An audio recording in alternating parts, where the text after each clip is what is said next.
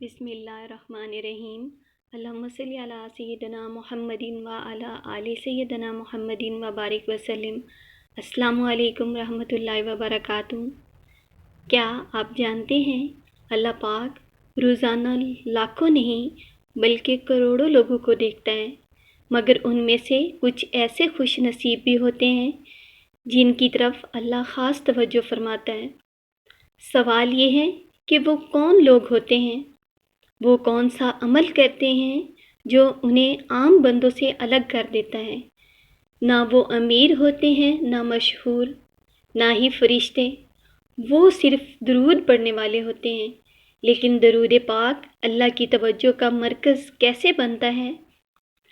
اگر آپ یہ راز جان گئے تو آپ کی دعا، عبادت اور اللہ سے تعلق کبھی پہلے جیسا نہیں رہے گا۔ ہم عام طور پر یہ سمجھتے ہیں کہ اللہ ہمیں تب سنتا ہے جب ہم ہاتھ اٹھاتے ہیں، جب آنکھوں میں آنسو ہوتے ہیں، جب زبان پر فریاد ہوتی ہے۔ لیکن ذرا ٹھہریے، اگر میں آپ سے کہوں کہ ایک ایسا عمل بھی ہے جس میں نہ ہاتھ اٹھانے پڑتے ہیں، نہ آنسو بہانے پڑتے ہیں، نہ الفاظ سوچنے پڑتے ہیں، پھر بھی اللہ متوجہ ہو جاتا ہے، وہ عمل ہے درود پاک۔ یہ کوئی عام ذکر نہیں، یہ وہ واحد عمل ہے جس کے بارے میں اللہ سبحانہ و تعالیٰ نے خود اعلان کیا کہ اللہ اور اس کے فرشتے نبی کریم صلی اللہ علیہ وآلہ وسلم پر درود بھیجتے ہیں۔ سوچئے، دنیا میں کون سا عمل ہے جس میں اللہ، فرشتے اور بندوں تینوں ایک ہی کام کر رہے ہوں؟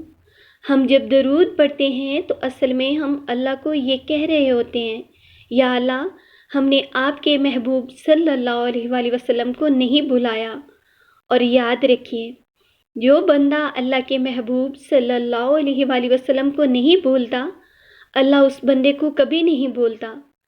اب ایک گہری بات سنیے، ہم اپنی دعاؤں میں اپنے مسئلے بڑے بڑے بنا کر پیش کرتے ہیں اور اللہ کی بارگاہ میں اپنی ضرورتیں گنواتے ہیں، لیکن درود میں ہم اپنی بات ہی نہیں کرتے، ہم اپنی حاجت خاموش کر دیتے ہیں اور محبوب خدا صلی اللہ علیہ وآلہ وسلم کا ذکر بلند کر دیتے ہیں، اور یہی خاموشی اللہ کو بہت پسند ہے۔ ایک بزرگ فرماتے ہیں، جب بندہ درود شریف پڑھنے میں مشغول ہوتا ہے تو اللہ اس کی ضرورتوں کا خود کفیل بن جاتا ہے۔ سبحان اللہ!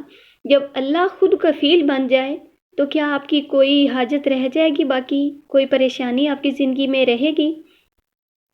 اب ذرا اپنی زندگی پر نظر ڈالیے، ہم موبائل پر کسی کا نام بار بار دیکھیں تو وہ شخص ہمیں یاد رہتا ہے نا؟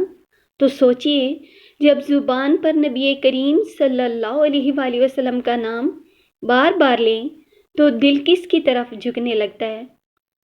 سوال بنتا ہے، درود صرف اجر کا ذریعہ نہیں ہے، درود دل کی سمت بدلنے کا عمل ہے۔ یہ انسان کو گناہ سے بھی شرم دلانے لگتا ہے، کیونکہ جس زبان نے ابھی نبی پاک صلی اللہ علیہ وآلہ وسلم کا نام لیا ہو، وہ زبان غلط بات سے پہلے رک جاتی ہے۔ ایک اور حیران کن نکتہ سنیے، قیامت کے دن نبی کریم صلی اللہ علیہ وآلہ وسلم کے قریب وہ ہوگا جس نے دنیا میں درود کو معمول بنایا ہوگا۔ وہ شخص نہیں جس نے صرف باتیں کی ہوں، بلکہ وہ جس نے خاموشی میں بھی درود پاک کو تھاما ہو۔ آج ہم کہتے ہیں دل بے چین ہے، سکون نہیں ملتا، برکت نہیں ہے۔ سوال یہ ہے، ہماری زندگی میں درود کی جگہ کہاں ہے؟ ہم نے ہر مسئلے کے لیے لوگ رکھے، نسخے رکھے، ٹوٹکے رکھے، لیکن درود کو صرف رسم بنا دیا۔ یاد رکھیے، درود رسم نہیں، یہ اللہ کی طرف سے ڈائریکٹ لائن ہے۔ جو جتنی زیادہ مصروفیت میں درود میں مصروف ہوتا جائے گا، اتنا ہی کم مایوس ہوگا، اتنی ہی پریشانیاں اس کی زندگی میں کم ہوں گی۔ آخر میں ایک بات دل میں بٹھا لیجئے، اللہ پاک کی بارگاہ میں سب سے محفوظ لفظ نبی پاک صلی اللہ علیہ وآلہ وسلم کا نام ہے، اور جس دعا میں یہ نام شامل ہو، وہ دعا کبھی تنہا واپس نہیں آتی، وہ دعا کبھی رد نہیں ہوتی۔ درود پاک ایسا وسیلہ اور ذریعہ ہے جو اللہ پاک کی بارگاہ میں مقبول ہے، کبھی رد نہیں ہوتا، اور جو اللہ تعالیٰ کے راستے میں درود پاک کے طرف سے اللہ تعالیٰ کے راستے میں جاتا ہے تو وہ اللہ تعالیٰ کے قریب بہت جلد پہنچ جاتا ہے۔ درود پاک پڑھنے والے کو اللہ پاک کبھی تنہا نہیں چھوڑتا، اور نہ ہی اس کی کوئی حاجت خواہش ایسی باقی رہتی ہے جو درود پاک کے وسیلے سے پوری نہ ہو۔ اگر آپ نے زندگی بدلنی ہے تو حالات بدلنے سے پہلے زبان بدل دیجیے، اور زبان کا سب سے خوبصورت بدلاؤ درود پاک ہے۔ سارا دن فضول باتیں گپے لگاتے ہیں، وہ ٹائم آپ کا صرف ضائع ہوتا ہے۔ زندگی کا کوئی بھروسہ نہیں کہ کب سانس ختم ہو جائے، تو اپنی زبان کو ہر وقت درود پاک سے تر رکھیں۔ کیا آپ جانتے ہیں کہ دنیا میں ایک ایسا عمل بھی ہے جس میں مانگنا بھی نہیں پڑتا اور عطا شروع ہو جاتی ہے؟ وہی عمل ہے درود پاک کا۔ ہم میں سے اکثر لوگ دعا مانگتے ہیں، یا اللہ رزق دے دے، یا اللہ پریشانیاں دور کر دے، یا اللہ اولاد دے دے، یا اللہ دل کا سکون دے دے، مگر کیا آپ نے کبھی غور کیا ہے جب آپ درود پاک پڑھتے ہیں تو آپ اپنی کوئی حاجت بیان نہیں کرتے، پھر بھی اللہ عطا کرتا ہے؟ کیوں؟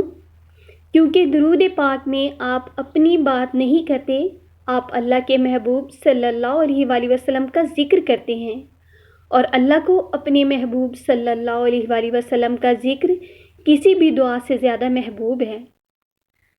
حدیث کا مفہوم ہے، اللہ اس پر 10 رحمتیں نازل فرماتا ہے۔ جو درود پاک ایک بار درود پاک پڑھتا ہے اس کے 10 گناہ معاف کرتا ہے اور 10 درجے بلند کرتا ہے۔ سوچئے، ایک درود اور 3 انعام۔ اور ایک اور حیران کن بات سن لیجئے، جب بندہ درود پڑھتا ہے تو فرشتے درود نبی کریم صلی اللہ علیہ وآلہ وسلم تک پہنچاتے ہیں، یعنی آپ کا نام، آپ کی آواز اور آپ کا سلام مدینے تک پہنچتا ہے۔ کیا یہ خوش نصیبی کم ہے کہ اتنی بڑی بارگاہ میں آپ کا نام لیا جا رہا ہو؟ اور جو شخص نبی پاک صلی اللہ علیہ وآلہ وسلم پر کثرت سے درود پاک بھیجتا ہے نا، تو قیامت کے دن وہی شخص نبی پاک صلی اللہ علیہ وآلہ وسلم کے سب سے زیادہ قریب ہوتا ہے۔ اب خود سے سوال کیجئے، ہم دن میں کتنی بار دنیا کے لوگوں کے نام لیتے ہیں، اور نبی پاک صلی اللہ علیہ وآلہ وسلم کا نام کتنی بار لیتے ہیں؟ درود پاک کوئی عام ذکر نہیں، یہ اللہ اور بندے کے درمیان ایک خاص راستہ ہے، جہاں دعا رد نہیں ہوتی، جہاں رحمت رکتی نہیں، جہاں محرومی نہیں ہوتی۔ اگر زندگی میں سکون نہیں تو درود پاک پڑھ لیجئے، اگر دعائیں قبول نہیں ہوتی تو درود کو شامل کر لیجئے، اگر دل بھاری ہے تو درود کو عادت بنا لیجئے، کیونکہ جو زبان درود کی عادی ہو جائے وہ زبان کبھی خالی نہیں رہتی۔